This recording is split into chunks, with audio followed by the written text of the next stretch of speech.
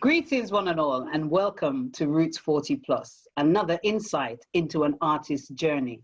I am privileged to have with me Desmond Zungu Pusey, who is a former member of Kokuma Performing Arts, co-founder of Tewahedo Drummers, and he's artistic director of Ishkoka School of Performing Arts. Now, Desmond is also a member of the planning committee for Roots 40 Plus. Welcome, Desmond, and thank you so much for agreeing to do this interview with me. Oh, thank you. It's an honor, you know. It's a pleasure. It's a pleasure for me too. So I'm going to kick off straight away and ask you, how did you get involved in dance? Oh, well, you know, as youth, you know what I mean? You know, like, my mother's a music person and she has a bounce music. And I can remember, like, me and my brothers and my sisters and we was shuffling at the front room and we used to go to dances, you know what I mean, we could clubs and do things, you know what I mean, but in the sense of performing, I've always been like art, dancing and things like that. And I think my inspiration came from, I remember directly, it was an African Liberation Day actually. I think it was 1976 and it was held in a place called down Afro Road, opposite Ukru Road School, and it was a group. And they was on stage, right? And all I think it was Ep.7 music, Oza, oh. Yeah, I remember that. And they was on stage and I was kind of mesmerized by them. And that was in me. I mean, I think I was about 12 them time, 12 or 13. I was young. It was 76. Yeah, 76. Mm-hmm. No, I was very young. I was younger than that. 76 anyway. No, yeah, about 10, 11. About 10, 11, yeah. 76. So that was always in. So I was kind of always culture orientated. And then I remember seeing groups of a place called Walklands as well. Yeah. And that group was, I think it was Israelites and Mystics and Israelites, yes. And there was like people that probably older than me, but they were still in school. Right. So they used to practice up there. So I used to stand out by the window and watch the perform, and it was drummers and everything.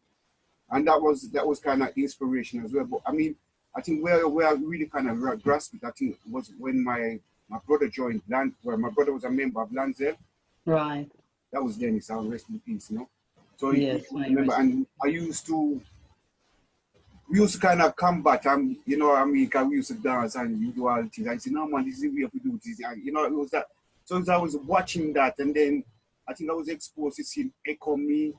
So there's a lot of different African groups. But I officially started in African dance music.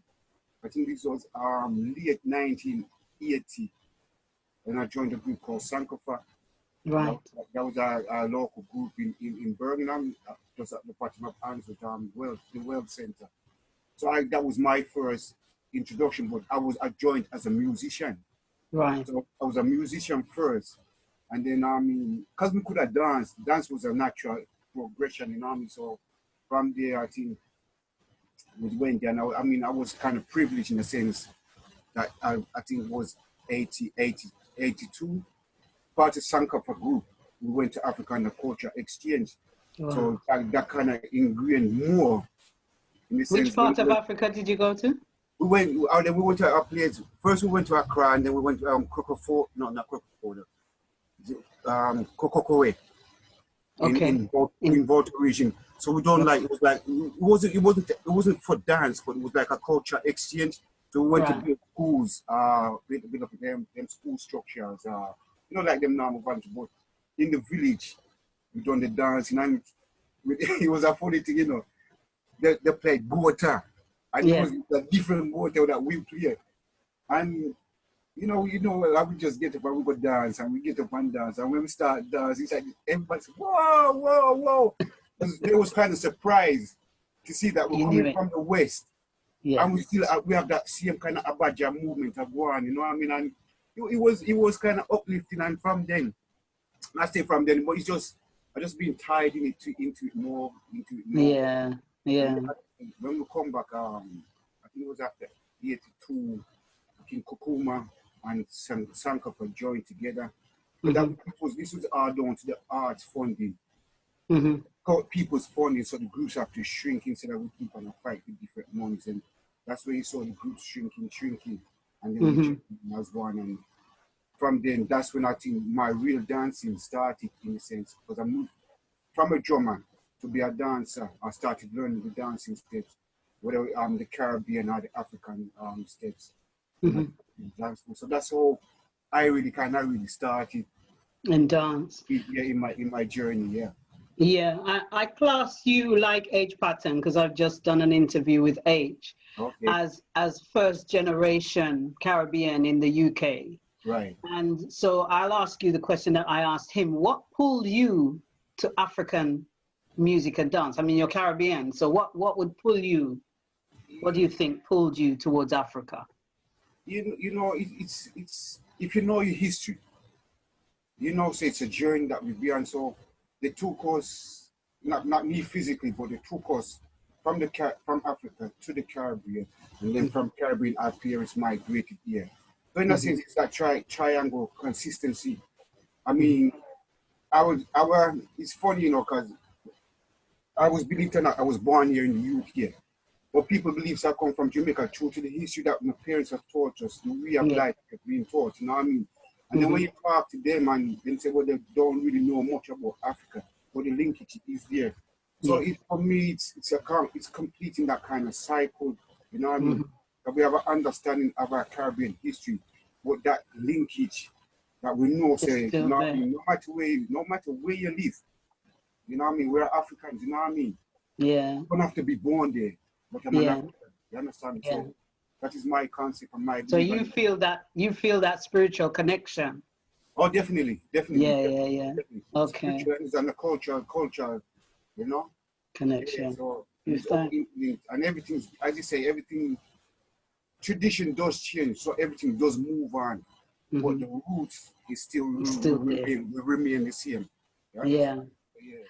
Okay, so I'm now going to ask you what you're doing now, because I'm sitting here admiring the T-shirt that you're wearing, and I believe from what's behind you there that has something to do with what you do now. Do you want to elaborate? Yeah. I mean, you know, there's two things I have to give thanks for, you know. From I've left school, I've been sewing and I've been drumming and dance, and these two things has made me survive in a different way. I haven't said I get abundance of money, but it's given me opportunities. You understand me? Yes. You know what I mean? So I've through the arts and this, I've managed to travel the world, even do research and things like that. You understand me? Yeah. What I'm doing now is the same thing, because with Ishkoka, I mean, everything's gone quiet because of the COVID as well. But with Ishkoka, I do like projects. I've worked with mental health, people with mental health, learning disabilities. You know, you go around to different schools and things like that. So that's a program. And you do music, don't you? Oh yeah, I'm still a drummer. I mean, like I said, I've embraced the two of them, drumming and dance. And within my trade, because I'm a qualified tailor, I went to school for that, college. So I make costumes and things like that. So it's. I mean, I have to just give thanks. I'm lucky, and this is what I make. One of the latest kind of designs that I do, like do T-shirts. Yeah. And I remember you made Ajido's first tracksuit. Right. Funny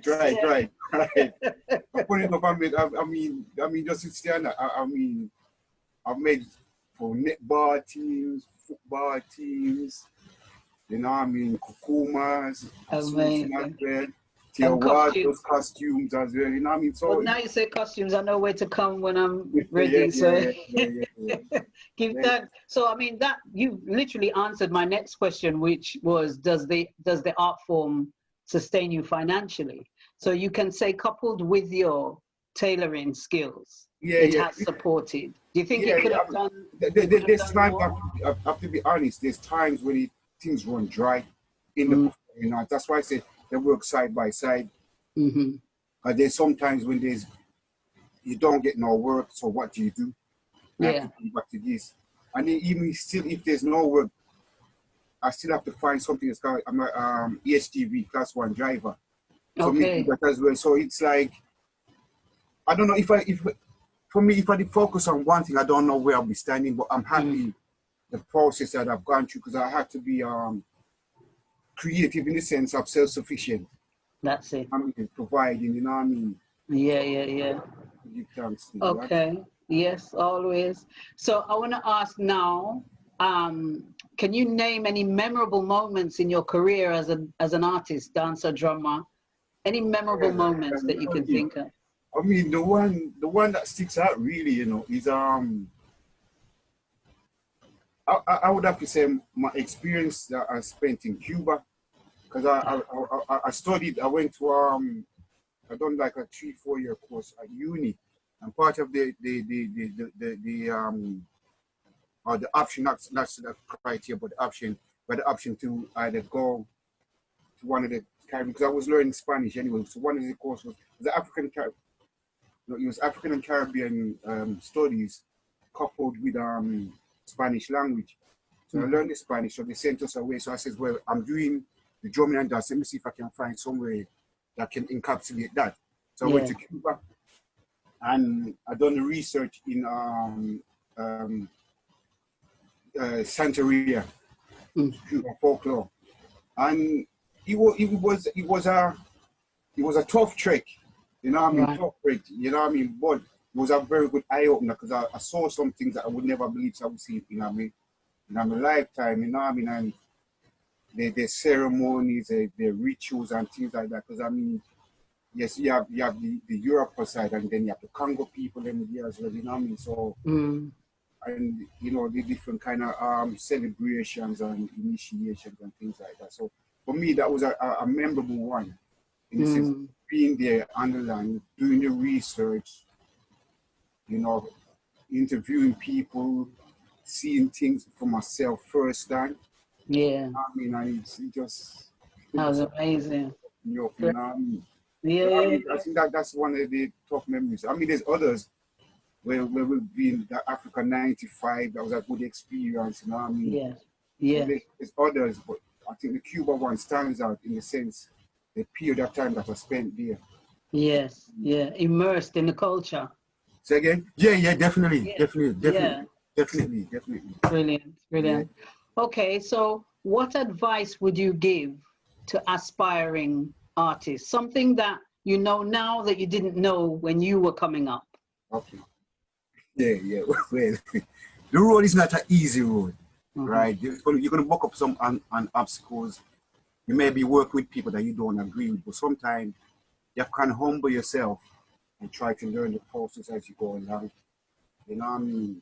You may get knocked back, but everything is a growing process. If you look into I always say, look into yourself and try to understand why you're going through this and what are you supposed to learn. And it's that process. So for me,